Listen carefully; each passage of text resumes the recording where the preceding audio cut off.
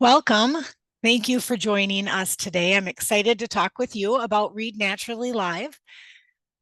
My name's Claire Hayes, and I will be your presenter for today.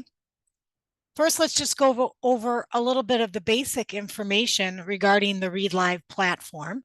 As you may know, that Read Live is a suite of programs that are comprehensive research-based interventions.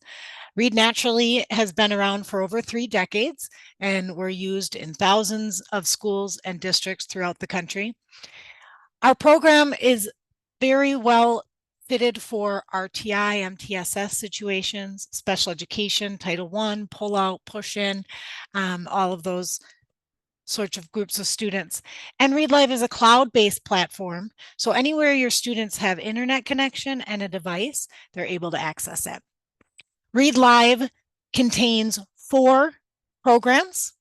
3 of these programs are interventions intended for struggling readers, and 1 is a independent program. So 1 Minute Reader Live is that program that can be used anytime with any student, whether they have a teacher or not. But the other programs are designed to be used in an intervention setting. Read Naturally Live has content from 1st through 8th grade reading level. The teacher's required for a few of the steps. We do have a couple options in the phonics series. There's 6 different levels there. We have Spanish read along in the English version that is optional that you can utilize if you choose. Word Warm-Ups Live is a phonics and decoding program. It starts with letter sounds in our level 1, and level 3 gets into multisyllabic words. We have lots of students who utilize this into middle school and high school. Those multisyllabic words are challenging for many students, and that program is very good at teaching students the phonic sounds, patterns, giving them the ability to decode it, but even more than that, bringing it to automaticity. Right? So they not only teach it and practice it, but they have them do it repeatedly until they are automatic. 1 Minute Reader is what I mentioned before, is the lone independent program in Read Live. It goes from 1st through mid-5th grade reading level and never requires teacher support. Now, you can insert yourself if you want, but you don't have to. And so this program is widely used over summer break, winter break, during independent reading time in a classroom, or as a waiting activity in an intervention when students might be waiting for a teacher. And then finally, we have Read Naturally Live Espanol, which allows students to learn how to read in Spanish. So everything is in Spanish. There is an optional English read along in that version, and otherwise it is the same as Read Naturally Live. So as I go through today, Read Naturally Live and Read Naturally Live Espanol are very similar. So this content will cover both of those in many ways. Read Naturally Live's primary focuses are fluency, phonics, comprehension, vocabulary, and spelling. It is designed to be read by students who might be slightly older than the level that they're reading at. Our passages are nonfiction, they're high interest. And so your students who might be reading much below grade level, the content is never belittling. The program's designed to increase accuracy and expression. So there's components where students need to prove they are able to be accurate and they're able to have some expression. And there's a lot of modeling of those things so that students are able to accomplish that. There's multiple steps within Read Naturally Live that are designed to strengthen comprehension and, of course, vocabulary as well. We have predicting and summarizing. We have comprehension questions and vocabulary keywords, synonym and antonym games. So there's many different components where students are working on the ultimate goal of reading, of course, which is comprehension. In those phonics levels that I mentioned in Read Naturally Live, students are able to build automaticity and decoding. As I mentioned with word warm-ups, not only do students learn a couple phonics patterns in a story or series of stories, they practice it repeatedly so that they can bring that ability to automaticity.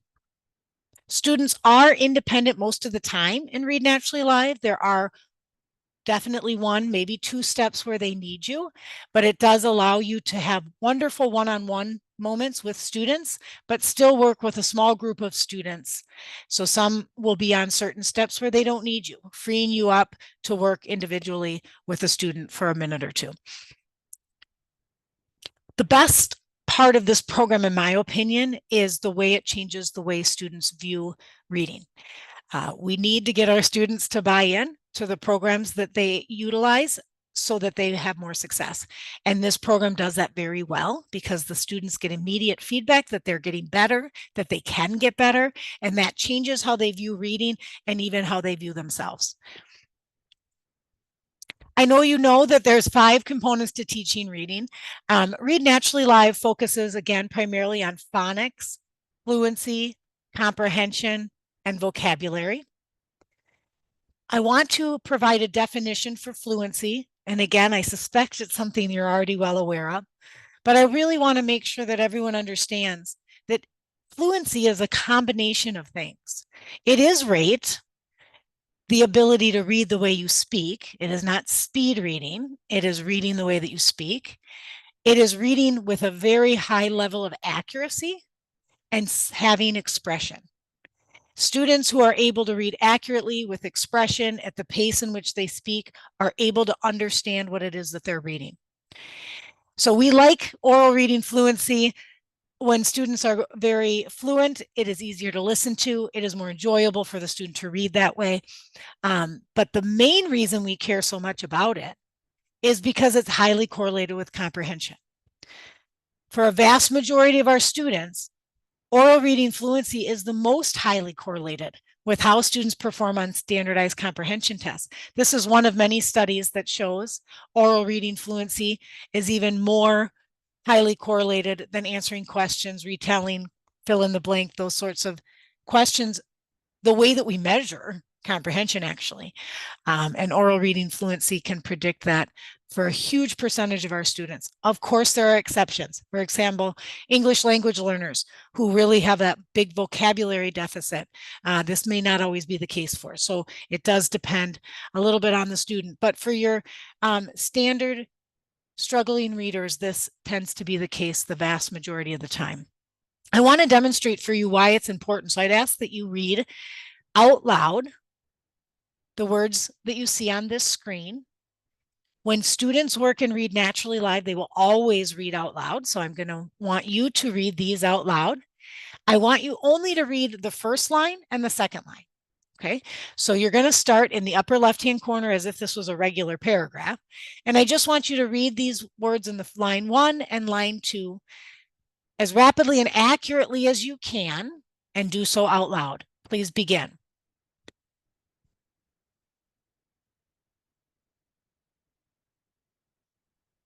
Okay, now what I want you to do is not read the word, but rather name the color. Same way you did before, the first line and the second line. Do it out loud as rapidly and accurately as you can. And again, don't read the word, just name the color it's written in. Please begin.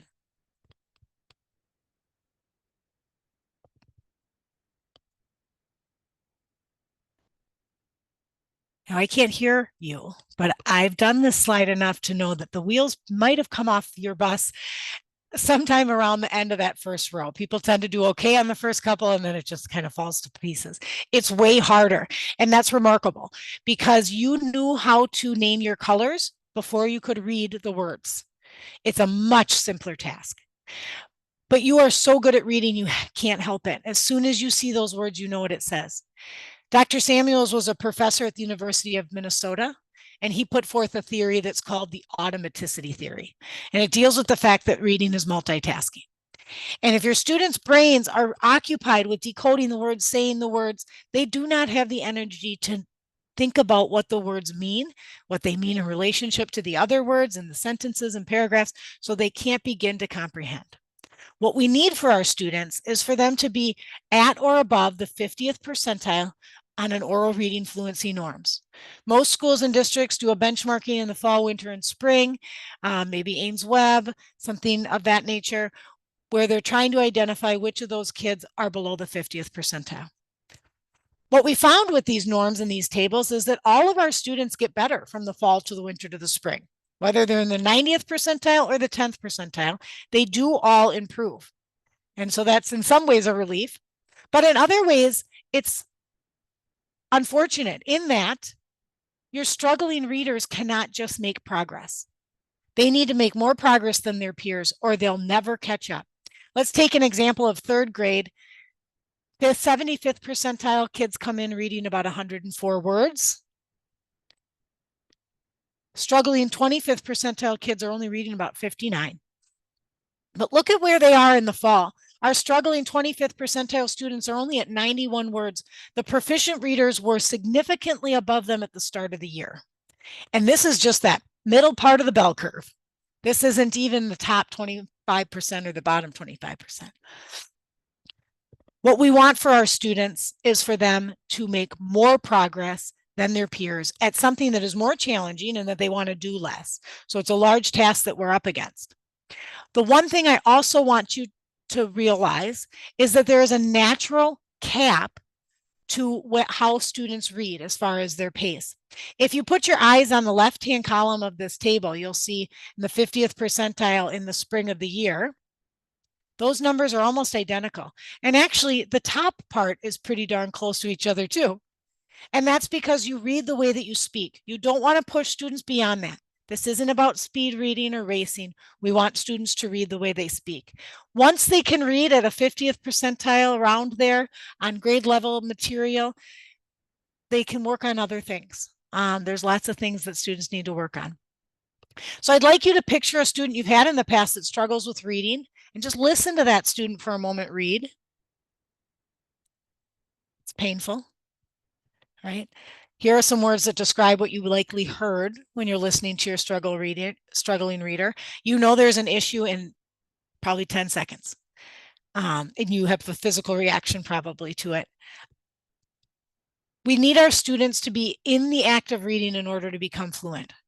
So the national panel got together and they said, well, silent reading isn't going to be enough to catch up our struggling reader. Because what do struggling readers do during silent reading? Well, they don't read. Some of them pretend to read. Most of them pretend to read. A couple of them cause problems, but most of them pretend to read. But you all are here learning about something that's going to help your students. And so I know you're the kind of teachers that are able to get them to do it. And you might have spent 50 of your own dollars at the store the night before on prizes and candy, and you created a great incentive program and you get every single kid to read during independent reading time. But even that is not equal practice because your proficient reader reads many, many more words than your struggling reader. So when students read silently, a proficient reader probably reads about 200 words in a minute. So 10 minutes is 2,000. A struggling reader only reads 50 words in a minute. So that's only 500 words. Disparity of 7,500 words in just one school week if this is the only time these two students practice. So we know there is a big difference there as well. The Read Naturally strategy that's employed in Read Naturally Live uses teacher modeling, repeated reading, and progress monitoring. Teacher modeling is students read along with the audio support that's built into the program. They read it out loud with their mouths along with the audio support. That's imperative. If you're planning to implement this program, I want you to make sure that you, on day one, have your students read with their mouths out loud during the read along. They need to hear, see, and say the words at the same time. It will teach them new ones and solidify high frequency words. They need to practice many times through repeated reading. If they practice enough, what they learn in that passage, they will still know in a different passage. That repetition is what brings it to the ability to be able to transfer to new text. And then finally, progress monitoring is not a separate line item for you to do, but students are progress monitored as they work through the program, and it is in front of the student. So as soon as he makes progress, he sees that he made progress. He gets a little better. He goes a little faster. He's a little more accurate. And all of this is graphed and recorded right in front of the student. So these three strategies make the Read Naturally strategy. This is used in Read Naturally Live. And this webinar is about Read Naturally Live. But these strategies are also used in 1 Minute Reader Live and Word Warm-Ups Live. The original case study on this program was created back in the late 80s and when Inat was getting her master's degree. And she was doing her reading intervention in the Minneapolis public schools, and she created this system through some research, and she implemented it with some of her students, the special education students in her caseload. And as you can see, the first phase, the students who received this new system that she created did much, much better than those Title I students. So of course she had to give it to the Title I students as well, and they also did much better than they did previously. And she would defend her teaching style with that other group. That was what she believed to be and did have success with. So that other group wasn't getting no instruction, they were just getting slightly different instruction. So she knew it worked, and she knew that the kids loved it. Since then, there's been a lot of more formal research and case studies done by universities and different organizations that prove not just effectiveness for fluency, but also comprehension. That's the end goal. Okay. And so we do have a research basis in that.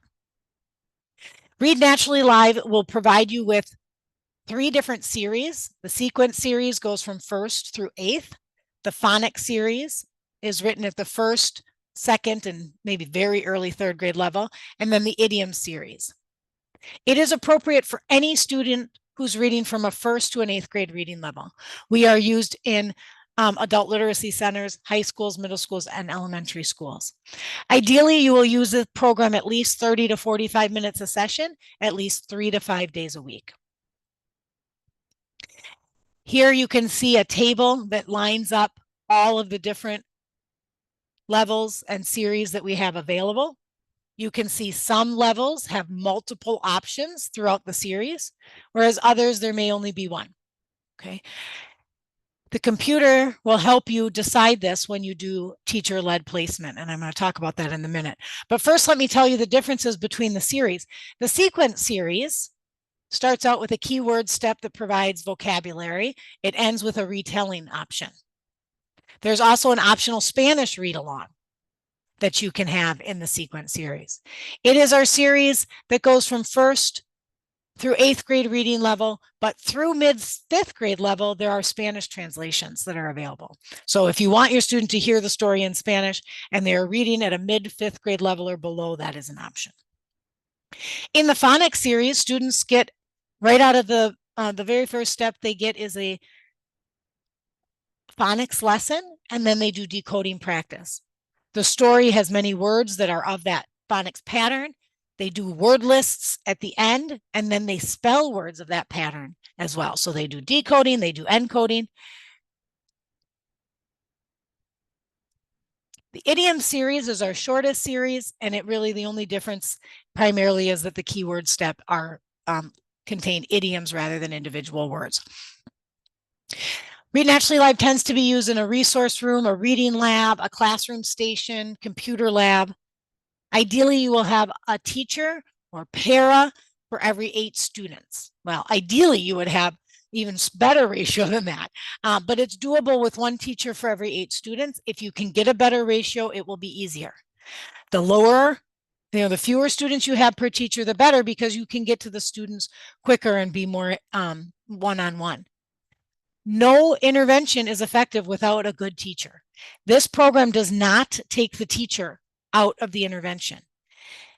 If you want that, that's 1 Minute Reader. Our independent program can do that. But Read Naturally Live is an intervention. And as you can see in the picture, there are times where the student and the teacher are one-on-one, and the student is reading to the teacher. And a lot of instruction can happen at that point. And then again, 30 to 45 minutes, 3 to 5 days a week. Now, every student is individually placed into Read Naturally Live to determine which level, which series, and which story goal is right for each individual student. We have 2 options for placement, and I'm going to show you them when I go into the actual program. I'm about to demonstrate many of the different features from the staff side as well as from the student side.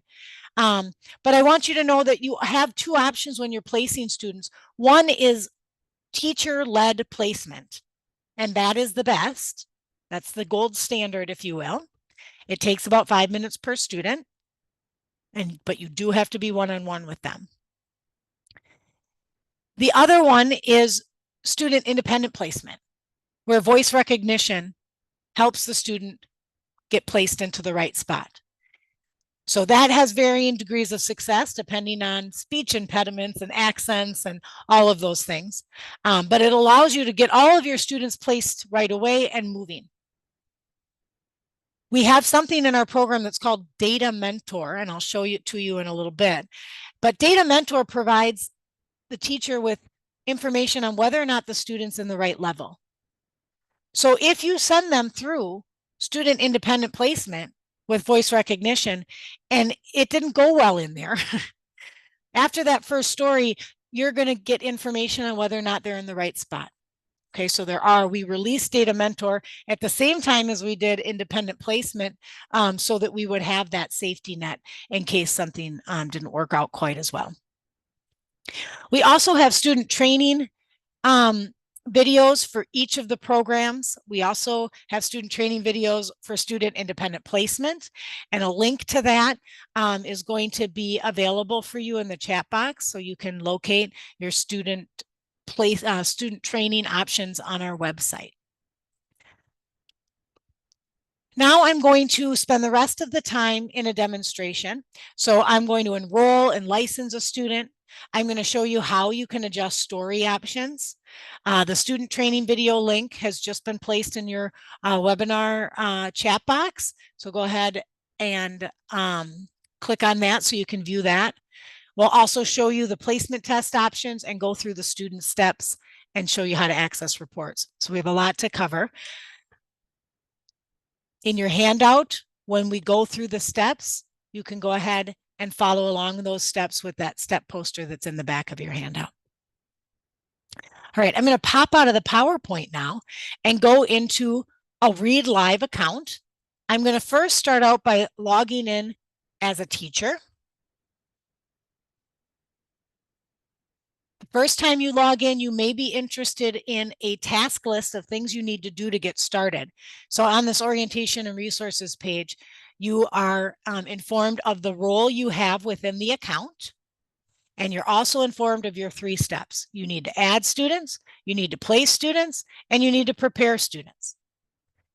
That student training video link that's available for you is how you can prepare them.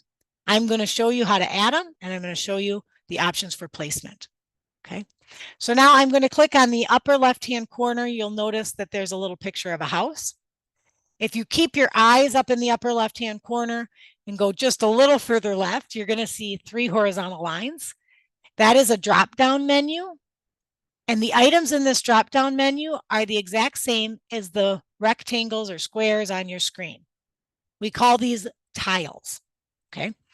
Each tile, it's nice to navigate from them because they provide you with a little list of what's available in that tile. So when you're going to start with a new student, you might need to add them.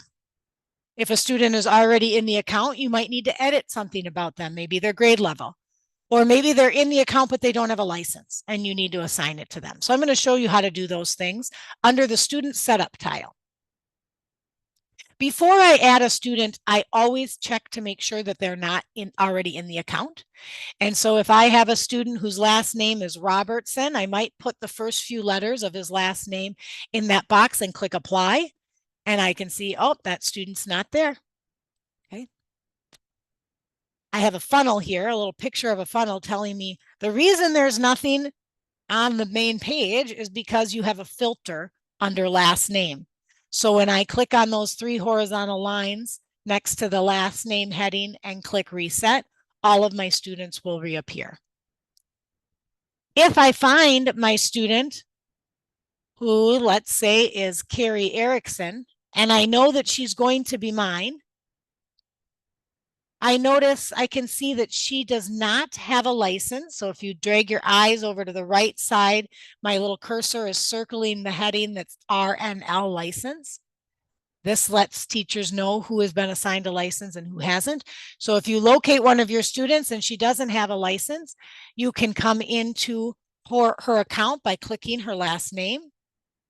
Then you would assign a license to the student, assign yourself as the lead teacher, and choose which of the programs you want her to be able to have access to by selecting or deselecting the boxes next to the program names. In order for a student to work in the program, she has to have a license, whether she's using one program or all 4 programs or anything in between. By default, your students will be given access to Read Naturally Live and the independent 1-minute reader live. You can change that at any time.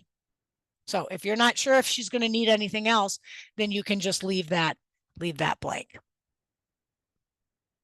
Okay, so I'm going to go ahead and add a new student.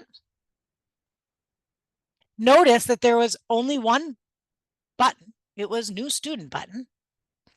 I select the grade, I select the school, and I enter the new student's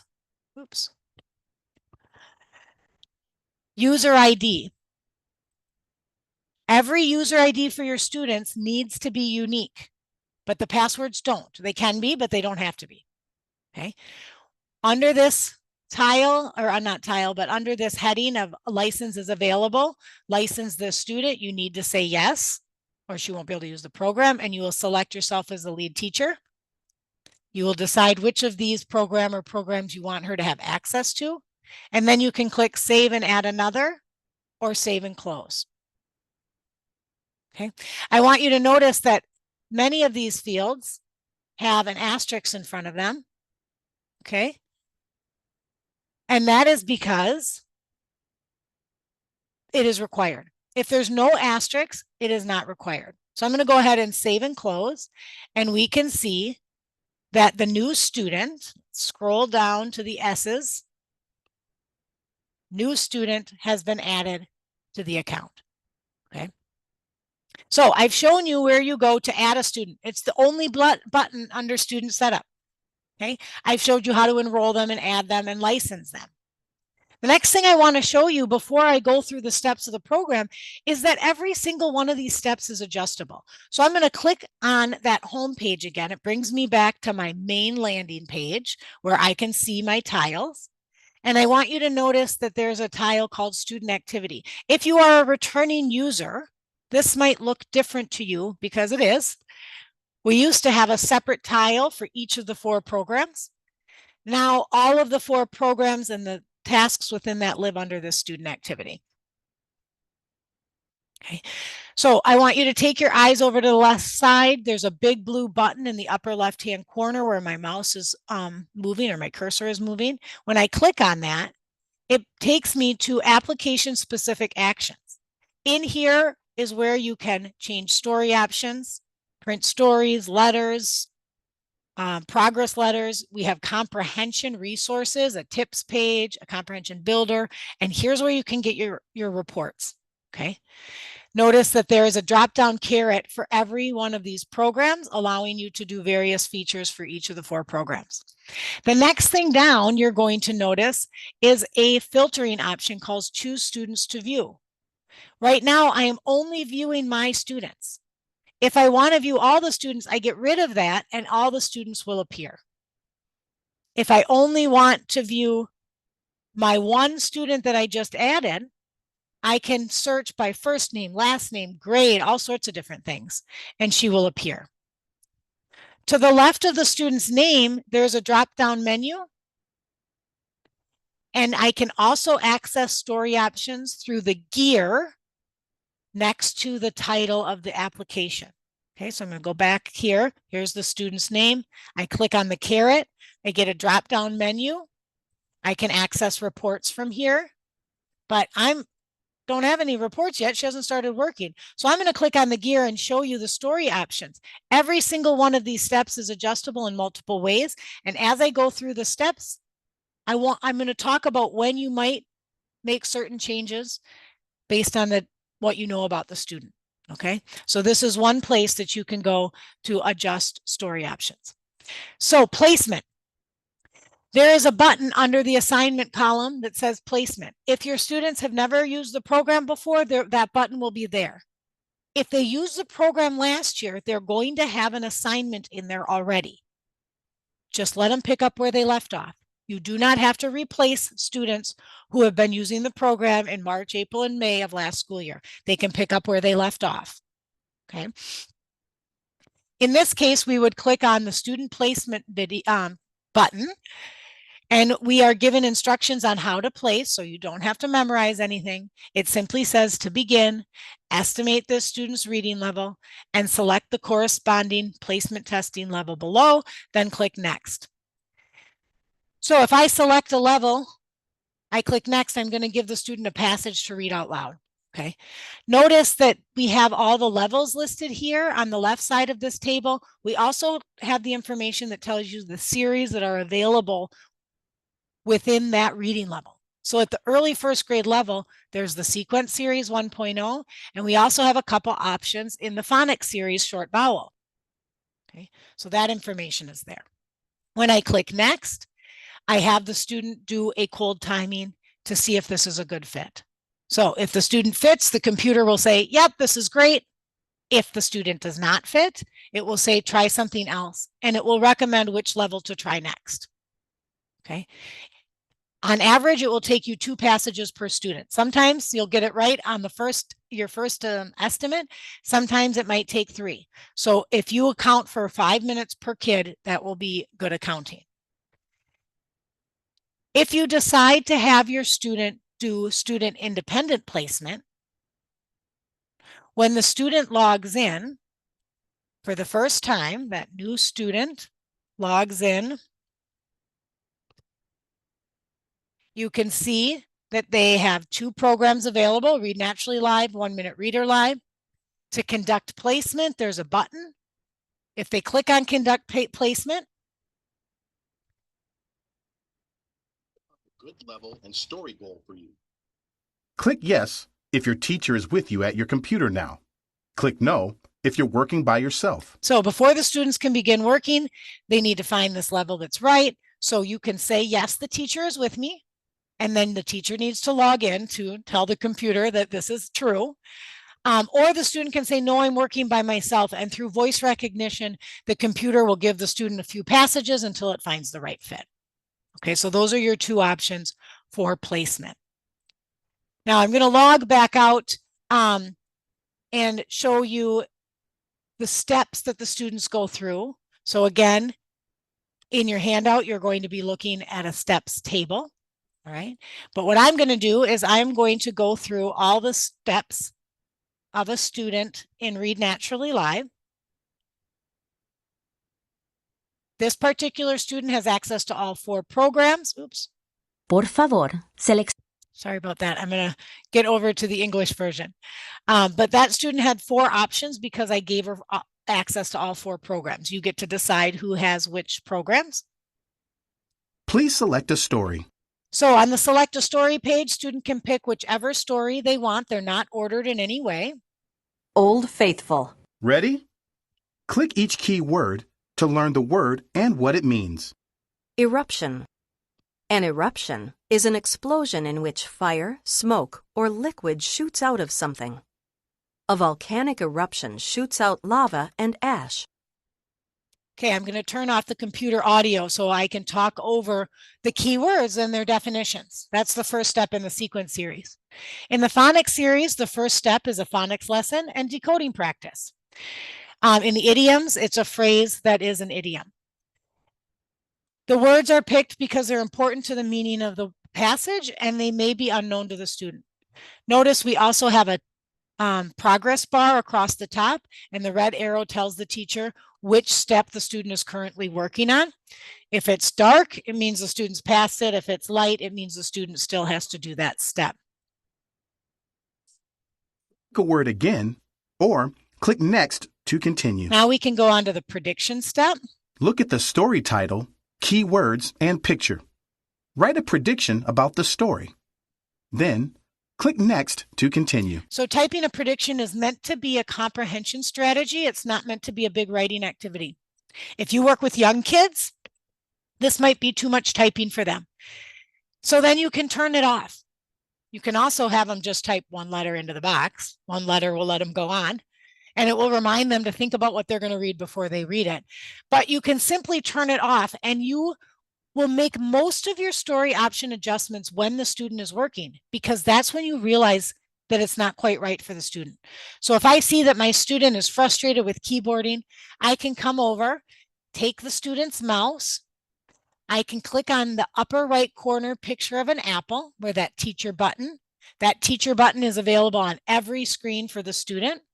When I click on it, I'm allowed to enter my teacher login information. And that brings me to the teacher menu. Okay. From here, I can do all sorts of things: printing stories, printing awards. If there's a suggestion about level and goal, it will be in there. Adjustment to level and goal. I can review work. So here's another place where you can access those reports.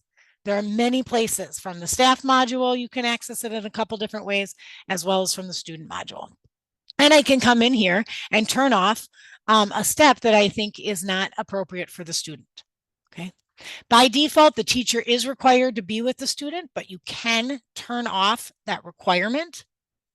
If you do that, Data Mentor, so the part of the program that provides you with suggestions about adjustments to their levels and goals, Data Mentor will not provide suggestions if the cold timing does not require a teacher, because that cold timing score won't be accurate. Okay. So there might come a time where you need to do that, but at first don't, because you want that accurate curriculum-based measurement data starting point, right? And you want to make sure they're in the right level. And so you need to have that data be accurate, have the computer provide a suggestion on how they do after the first story, 2 stories. So be sure to be with the students for at least the first few stories they're working in Read Naturally Live. All right, I'm going to close out of here, and you'll see that the student is right where we left off. They're going to be on the screen that they were on when I clicked on that teacher button.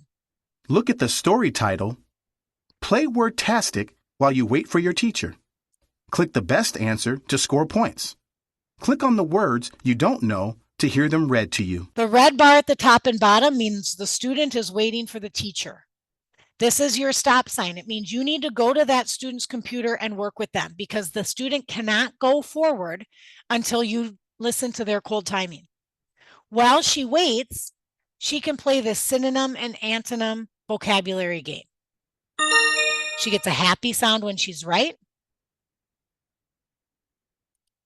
She gets a sad sound if she's wrong. The answer is provided. The word goes back in the list. So this is an okay activity for a couple minutes, but not longer than that. So hopefully you're going to come as quick as possible and click on this gold conduct cold timing button. You're going to enter your user ID and password for the teacher login. Click Start Timing and begin reading. Click on the words you don't know to hear them read to you. Click Finished if you finish reading before the bell sounds. So now you click the Start Timing button. Usually what I say to my students is, when I hear you start reading the story, I'll start the timer. So when your student begins reading, you have their mouse, you click that Start Timing button, and the student is reading out loud to you. As the student reads, you're going to click on every word that they miss. Yellowstone, Wyoming. That's how you keep track of errors.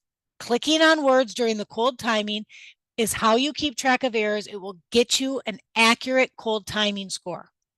It will also provide you with a list of difficult words in the reports. Every word that's clicked on will be in that list. In, the, to.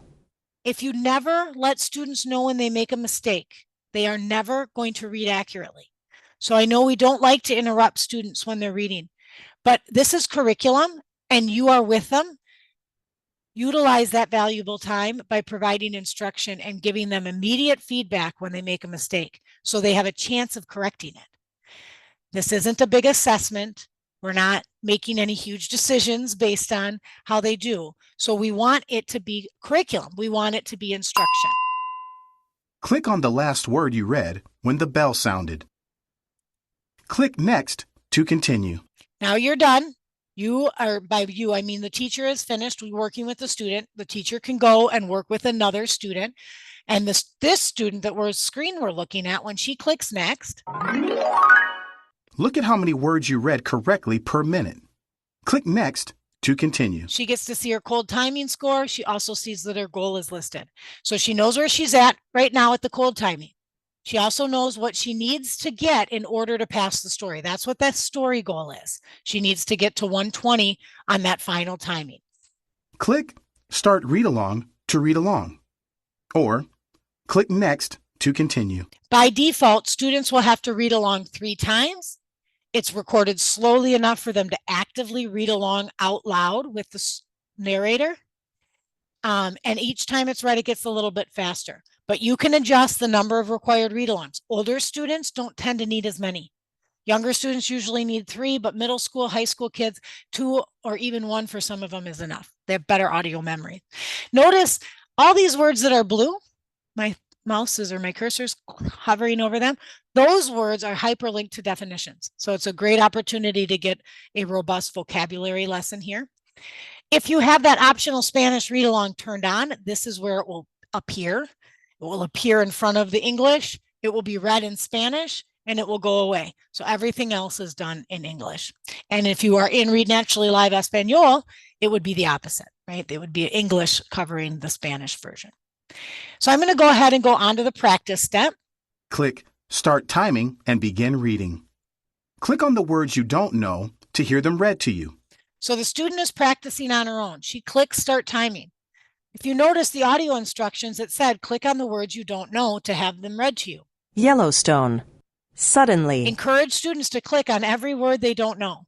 It's very important to see, hear, and say words all at the same time.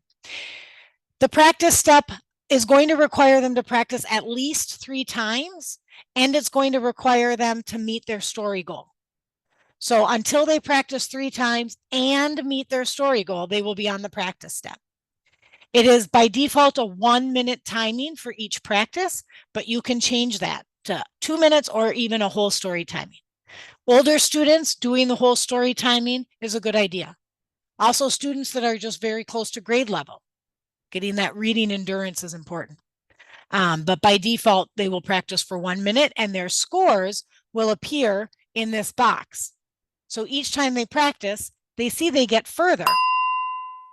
Click on the last word you read when the bell sounded. You've reached your goal. You've finished all your practices. Click Start Timing to practice again, or click Next to continue. So normally your students would practice multiple times, but I'm doing it just once for the demo. So I'm going to go on to the quiz. Click the best answer and then click Next. That's that happy sound that it's right, sad one that it's wrong. The story is always available for them to look at when they're answering the quiz questions. First 4 questions are multiple choice. Then we have a short answer. This story has matching next. Previous. Erupts. Event. Faithful. Every word in the question and in the answers is clickable, so students can have it read to them if they need it. This is obviously fill in the blank. Geysers. Event. Spews. Predictable. Previous. Higher levels might have as many as 9, lower levels as few as 5 questions. Retell or summarize the story in your own words. Click Review Story if you want to read the story again. Go back and take a look at the story. Now, this is a good activity for students who are older, students who are reading close to grade level. But if you have young students, students who are very, very far away from their grade level, you might not want to work on typing and writing it yet. So you can turn it off. If your students are in the phonics series, they get a word list and a spelling activity. So phonics series students do not have a retell option here. They have a word list to practice decoding words and a spelling activity to practice encoding words. Now you're ready to pass. Read the story and play Wordtastic until your teacher comes to pass you on this story. So notice this red bar at the top and bottom. The audio support said to the student, read the story until your teacher comes to pass you on this story. The students should not sit here and do nothing. You come to them if they are practicing reading. And as soon as you're able, you will click that Conduct Past Activities button, and you will again enter your teacher login information and listen to the student read that final time. There are 3 requirements that you are listening for here. They need to reach that story goal rate of words correct per minute. This student's is 120, so she needs to prove to the teacher that she can read it at that pace. She also has to prove that she's very accurate, so you are keeping track of her mistakes. There should not be many.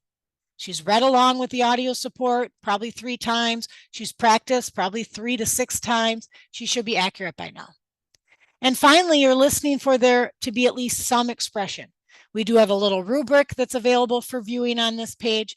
Scores of 2 and higher pass a student on expression.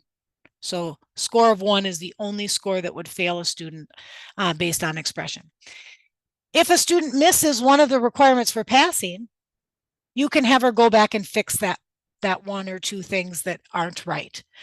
So Click on the last word you read when the bell sounded. That's available in a screen that is coming up next. So now you click the last word the student read when the bell sounded, you enter the number of mistakes, you grade that expression, and see the graph. This is where you correct the open-ended question. The answers provided. You also can correct the retell. And as you can see, we have many tabs on this. Here's story details. You can go back in the story and find the right answer in the text. There's student's most recent answer. You also have the correct answer, so you can look at that. There's also every word that was clicked on is listed, so you can read those words in isolation with the student. You have a fluency graph, comprehension graph. This is showing you how they do on different kinds of quiz questions. So it will diagnose a specific kind of comprehension issues. Notice one tab at the end has a red dot by it. That's Data Mentor. And in here, if there is a red dot on that tab, it means there is a suggestion. And you can simply click accept, and the student will be automatically put into that next level or have that new story goal. There's also an explanation as to why that suggestion is there, and you do not have to take it. You can just ignore it. If you know something about your student that the AI in this computer program doesn't know, that's fine. You don't have to listen to it, but it's there if you want it. When you click next, we have that final pass remedial action screen. So in this case, I would have my student go back and fix the quiz question because she missed one. Click the best answer and then click next. If she gets this right, she's done. Congratulations! You passed this story. Click Done to finish. She gets medals and blue ribbons, depending on if she did as well as possible or just met the requirement. Please select a story. And now she can pick a new story until you think she's ready for a higher level or goal. It takes about 35 to 45 minutes to get through all of these steps. And that depends on how you have the story option set, right?